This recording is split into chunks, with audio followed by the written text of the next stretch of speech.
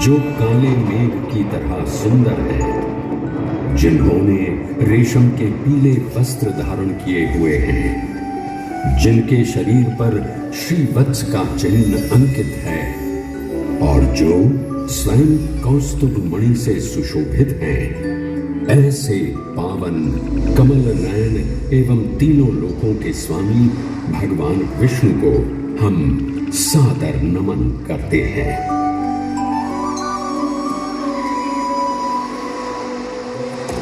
आस्था, दिव्यता, इतिहास एवं वास्तुकला का समन्वय हूं मैं। भगवान श्यामला जी को समर्पित पवित्र मंदिर हूं मैं। प्राचीन धर्म और अटूट भक्ति की कहानियां सुनाने मैं आज भी विद्यमान हूं।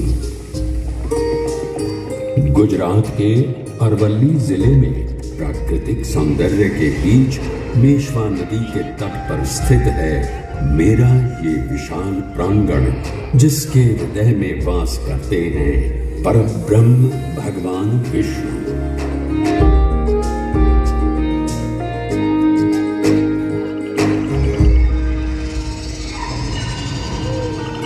इस पवित्र मंदिर में श्रद्धालुओं द्वारा पूजे जाने वाले साक्षी गोपाल या देव गदाधर विष्णु भगवान का एक श्याम स्वरूप है, जिनका एक आध्यात्मिक महत्व भी है। श्याम रंग भगवान की दिव्य प्रकृति, उत्कृष्टता एवं संसार की नकारात्मक ऊर्जा को स्वयं में समाने की क्षमता को दर्शाता है। ये त्रिलोकपति भगवान विष्णु के दुर्लभ मंदिरों में से एक है, जिसमें उनके 8वें अवतार श्री कृष्ण के रूप को पूजा जाता है।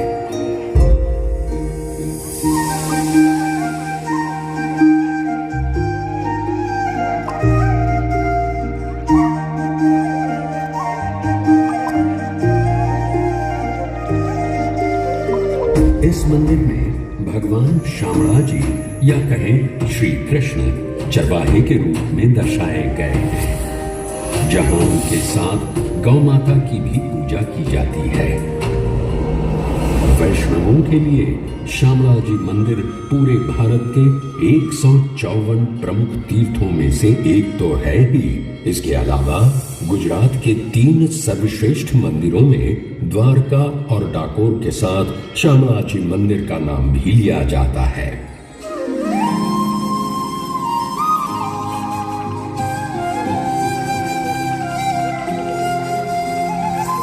आज हरी धेनु चराए, आज हरी धेनु चराए आवता। मोर मुकुट बनमाल विराजा, मोर मुकुट बनमाल विराजा, पीतांबर फैलावता। आज हरी धेनु चराए आवता।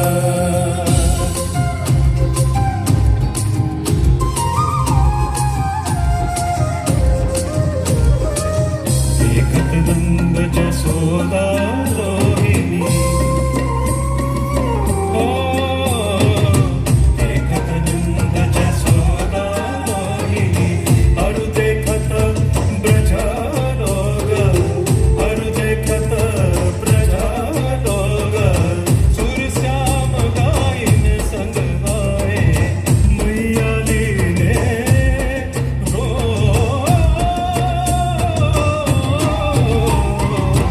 आज बड़ी धेनु चराए आज बड़ी धेनु चराए आज बड़ी धेनु चराए आवता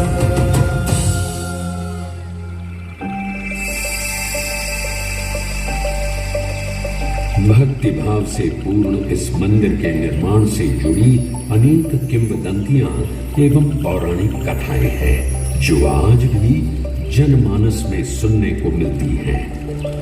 उनमें से एक पौराणिक कथा पर ध्यान दें तो इस करम्बूज तीर्थ क्षेत्र को श्यामला जी के नाम से जाना जाता है। ऐसी मान्यता है कि पश्चाताप करने हेतु ब्रह्मा जी गुजरात में त्रिशूल पर्वत के निकट पहुंचे और उन्हें ये स्थान पवित्र लगा। उन्होंने भगवान शिव का आह्वान कर लगभग 1000 वर्ष तक कठोर तपस्या की।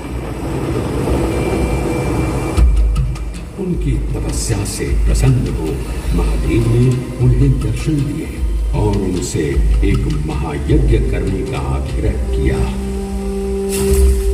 तत्पश्चात ब्रह्मा जी ने आदित्य प्रवर महायज्ञ करने का निर्णय लिया। महायज्ञ में विद्वान पंडितों आदि को आमंत्रित किया गया, जिन सबके हाथ धोते समय झील पानी से भर गई थी, जिसका पवित्र जल मनुष्य के पापों को नष्ट करने में सक्षम था। इसलिए देवताओं ने इस स्थान का नाम करम्बूज तीर्थ क्षेत्र रखा। ब्रह्मा जी की प्रार्थना से भगवान विष्णु प्रसन्न हुए और उनसे कहा, हे ब्रह्मदेव, मैं आपकी प्रार्थना से प्रसन्न हूं। आप अपनी इच्छा व्यक्त करें। मुझे बताएं कि आपको क्या वरदान चाहिए। हे स्वामी, हे सृष्टि के पालनहार, आप मुझे वरदान दें कि जो कोई मनुष्य श्रद्धापूर्ण आपकी पूजा अर्चना करेगा उसका कोई अहित न होगा, एवं मोक्ष पाने हेतु जो कोई भी करम्बुज तीर्थ की यात्रा करेगा आप उन्हें अपने शाम रूप के दर्शन देकर उनका उद्धार करेंगे। तथास्तु। हे ब्रह्मदेव, मैं सदैव के लिए करम्बूज तीर्थ में निवास करूंगा और जो कोई मनुष्य सच्चे श्रद्धा भाव से मेरी पूजा अर्चना करेगा मेरा आशीर्वाद उस पर सदैव ही रहेगा।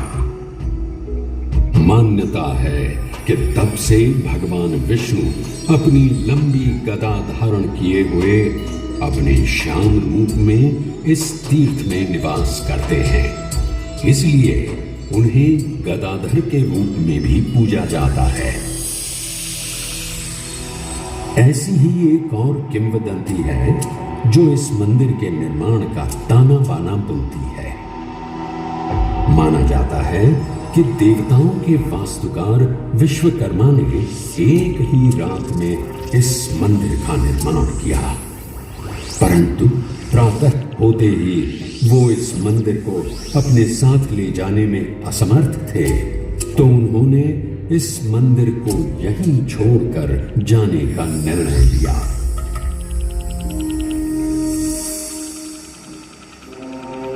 किंवदंतियों से अगर प्रामाणिक इतिहास की ओर चले तो इस कहानी के पन्नों की शुरुआत मौर्य राजवंश से होती है। इसके आगे चले तो देवनी मोरी के पास पाए गए लेखों में कहा गया है कि ये क्षेत्र 4वीं शताब्दी के दौरान कथिक वंश के शासन के अधीन भी हो सकता है। देवनी मोरी के पास खुदाई के दौरान पाए गए प्रमाण इस ओर भी संकेत करते हैं कि यहाँ भगवान शिव की आराधना के साथ साथ बौद्ध धर्म के अनुयायियों का भी वास था।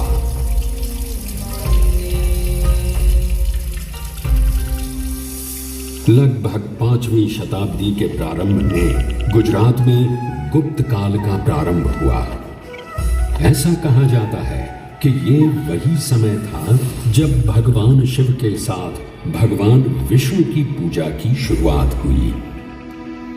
800 ईस्वी में जगत गुरु शंकराचार्य, रामानुजाचार्य एवं निम्बकाचार्य तथा अन्य आचार्यों ने वैष्णव अनुयायियों को बढ़ावा दिया।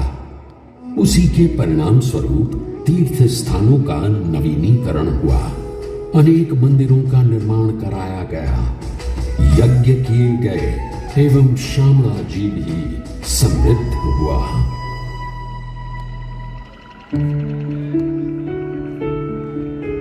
उन्हीं मंदिरों के निर्माण में मेश्वो नदी के तट पर हरिश्चंद्रनी चौरी मंदिर का विवरण भी मिलता है।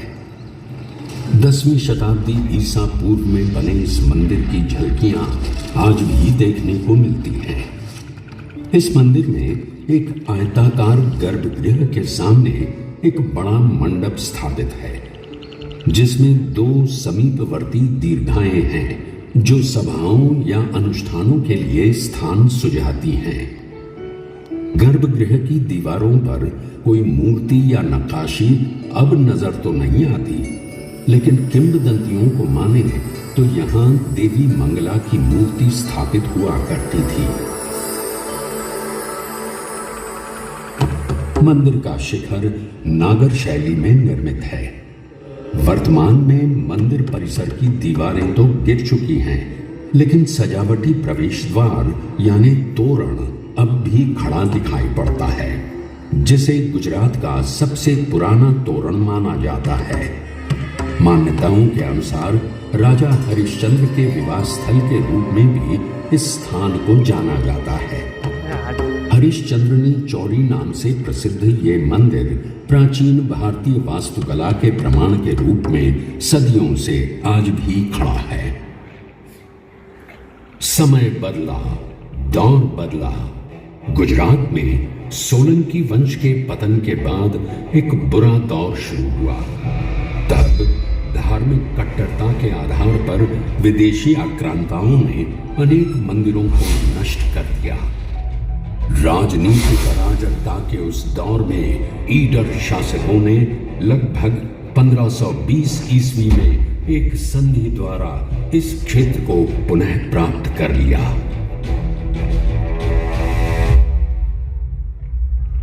कुछ समय और बीता और लगभग 1565 ईस्वी में महाप्रभु वल्लभाचार्य जी ने भारतवर्ष में वैष्णववाद का प्रचार प्रसार किया और द्वारका, डाकोर, सिद्धपुर और श्यामला जी का दौरा किया एवं अनेक तीर्थ स्थानों का पुनरुद्धार करवाया।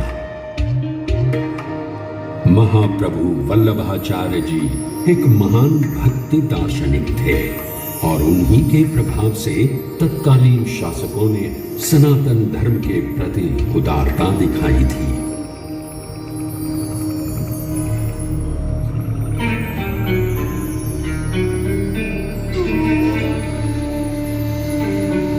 ऐसा माना जाता है कि उसी दौर में अनेक मंदिरों के साथ मेरे इस प्रांगण का भी जीर्णोद्धार कराया गया था। सफेद बलुआ और ईंट से निर्मित सोलंकी वास्तुकला का ये 2 स्तर वाला श्यामला जी मंदिर 3 प्रवेश द्वार वाली दीवार से घिरा हुआ है। मंदिर को मुख्यतः 3 भागों में बांटा गया है, जिसमें सभा मंडप, अंतराल और गर्भगृह शामिल हैं। मंदिर सुंदर खंभों पर टिका हुआ है, जिसके ऊपर एक छतरी विराजमान है और साथ ही उसकी दोनों ओर अर्धमंडलाकार रचनाएं मौजूद हैं। मंदिर के आंतरिक स्तंभ नीचे से ऊपर तक 3 भागों में विभाजित हैं, वर्गाकार, अष्टकोणीय एवं गोलाकार। जिनके ऊपर सुंदर फूलों की आकृतियां उकेरित हैं। सुंदर नक्काशी से भरा शिखर है जो निस्संदेह अपनी ओर सभी का ध्यान आकर्षित करता है। छत के सामने वाले हिस्से में सपाट छत से निकले हुए छोटे छोटे गुंबद हैं। इस मंदिर के ऊपर सफेद रेशमी ध्वजा जी फहराया जाता है, जिसके कारण इसे धोड़ी ध्वजा वाला भी कहा जाता है। मंदिर में हाथी एक बहुत ही सामान्य प्रतीक है। इसकी बाहरी दीवारों पर अर्ध प्रचंड हाथियों की बड़ी आकृतियां प्रदर्शित हैं। मंदिर की इमारत के चारों ओर पत्थर में उकेरे गए हाथियों के सिर और अग्रभागों की एक झालर देखी जा सकती है। इसके अलावा मंदिर की बाहरी दीवारों पर देवी देवताओं की छवियां, भौगोलिक चित्र, विभिन्न प्रकार के फूल, जानवरों और परनालों की आकृतियां देखने को मिलती हैं। देवराज इंद्र, वरुण, अग्नि, वायु, कुबेर, शिव एवं गणेश के साथ साथ मां इंद्राणी, चंद्रिका, सरस्वती आदि देवी देवताओं की नक्काशी के रूप में भी आकृतियां सुसज्जित हैं। इसके अलावा रामायण, महाभारत, श्रीमद् भगवद गीता और पुराणों के दृश्यों को बड़ी ही रचनात्मक शैली में चित्रित किया गया है। मंदिर के प्रवेश द्वार के सामने एक द्वार स्थापित है, जिसके दोनों ओर विशाल हाथी देखे जा सकते हैं। हाथी द्वार सीधे मुख्य मंदिर की सीढ़ियों की ओर है। ये प्रवेश कक्ष की ओर ले जाता है। मंदिर के प्रांगण में गरुड़ की एक बहुत ही सुंदर मूर्ति है। ये वही मूर्ति है जिसे आक्रमणकारियों ने नुकसान पहुंचाया था। मंदिर में 2 शिलालेख भी देखने को मिलते हैं। ऊपरी स्तर पर पत्थर पर 94 ईस्वी और 102 ईस्वी के शिलालेख अंकित हैं। तो वहीं मंदिर के प्रवेश द्वार पर एक और शिलालेख देखने को मिलता है, जिसमें 1762 ईस्वी में टिंटोई के ठाकुर द्वारा किए गए मरम्मत कार्य का विवरण मिलता है। इन 2 शिलालेखों से ये पता चलता है कि ये मंदिर मूल रूप से एक स्थानीय व्यापारी हलधर बलराम का था और भगवान कृष्ण या श्यामला जी की त्रिविक्रम छवि मूर्ति संभवतः बाद में स्थापित की गई थी। वास्तुकला और मूर्तियों में अपनी कलात्मक सुंदरता के लिए मेरा ये प्रांगण पुरातत्वविदों और कला प्रेमियों के लिए सदैव ही पसंदीदा स्थान रहा है। ये पसंदीदा स्थान या अन्य धर्मों के प्रति उदार नीति हर मुगल बादशाह अपनाए, ये शायद संभव न हो सका। बादशाह औरंगजेब ने धार्मिक कट्टरता को बढ़ावा दिया और इसके परिणाम स्वरूप उसने अनेक मंदिरों को नष्ट कर दिया, जिसमें ये मंदिर भी उसकी क्रूरता का साक्षी बना।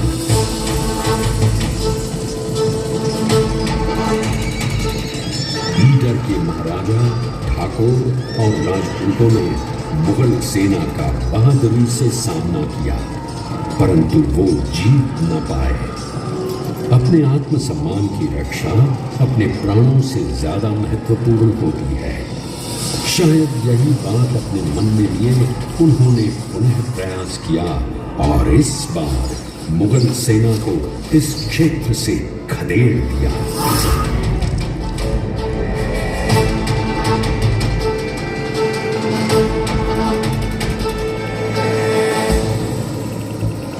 वर्तमान के खतरों को देखते हुए पुजारियों ने भगवान श्यामला जी की मूर्ति को करमबुज तालाब में छिपा दिया और यहां से पलायन कर गए। माना जाता है कि तब आदिवासी यहां खेती किया करते थे। कुछ समय बाद एक आदिवासी को खेती करते समय ये मूर्ति प्राप्त हुई और उसने इसे अपनी झोपड़ी में रख पूजा अर्चना करना शुरू कर दिया। ये भगवान का आशीर्वाद ही था कि सूखी बंजर पड़ी जमीन पर भी अच्छी फसल हुई।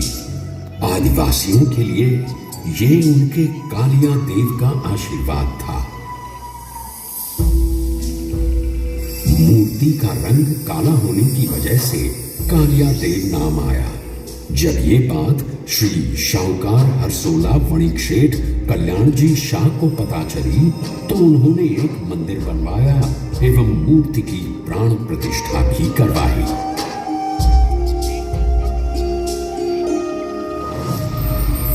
समय अब सनातन धर्म के लिए अनुकूल था। 18वीं शताब्दी में गुजरात में मराठाओं का शासन चल रहा था। ईडर के महाराजा शामलाजी की ओर पहले से ही आकर्षित थे और उनका मंदिर के प्रति समर्पण प्रशंसनीय था। समय पड़ने पर उन्होंने मंदिर की मरम्मत तो करवाई, साथ ही साथ लगभग 1860 के आसपास मंदिर में शामलाजी की मूर्ति भी स्थापित की गई। अब एक ऐसा दौर आया जिसने भारत का स्वर्ण इतिहास ही बदल कर रख दिया। पूरा देश ब्रिटिश हुक्मरानों की गिरफ्त में था।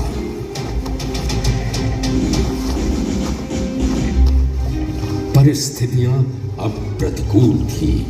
मंदिर पर और कोई आपत्ति न आने पाए, इसलिए ब्रिटिश शासन के दौरान ही ईडर राज्य के शासक श्री केशरी सिंह जी ने इस मंदिर के नियमित प्रबंधन के लिए वैष्णवों की एक समिति बनाई।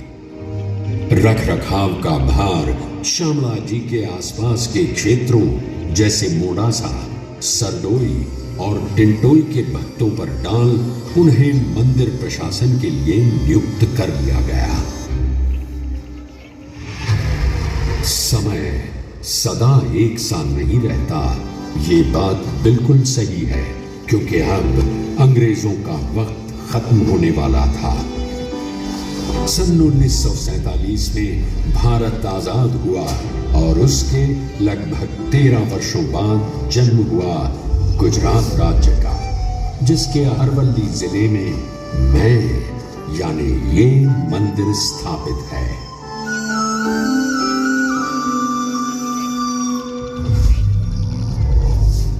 मंदिर का प्रशासन सुचारू रूप से चले, इसलिए ईस्वी सन 1953 में एक ट्रस्ट भी पंजीकृत कराया गया। मंदिर के प्रति निष्ठा रखने वाले कई पुण्यात्माओं ने इस तीर्थ स्थान के सौंदर्यीकरण में अपना अविस्मरणीय योगदान दिया। उन्हीं में से श्री मफतलाल गगलभाई का नाम अग्रणी रूप से लिया जाता है। न केवल उन्होंने बल्कि उनके परिवार के सदस्यों ने भी मंदिर के प्रति अपनी आस्था रखी और शामलाजी मंदिर का जीर्णोद्धार करवाया और इसे सुंदर मूर्तियों से सजाया।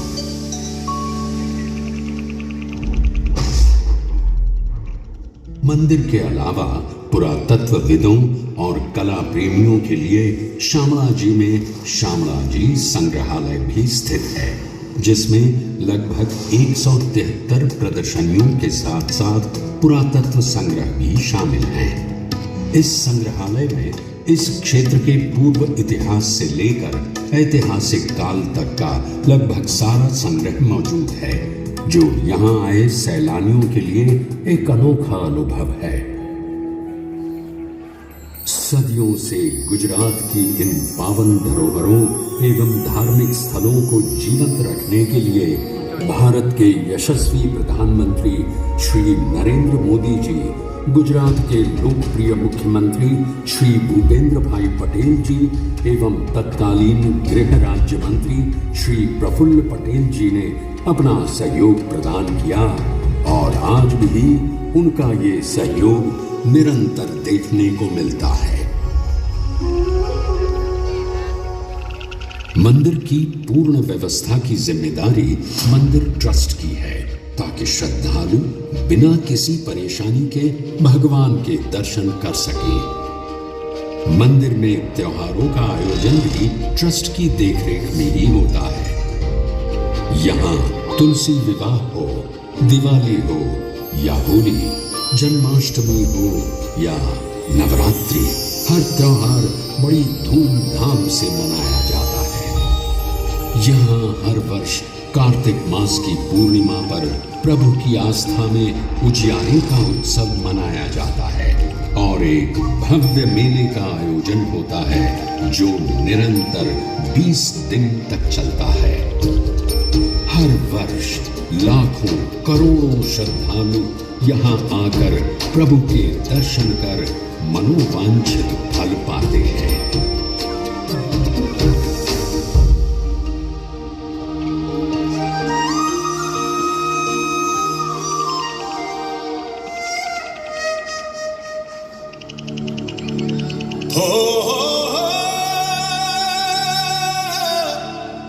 मारी हुंडी स्वीकारो महाराज रे, सावरा गिरधारी।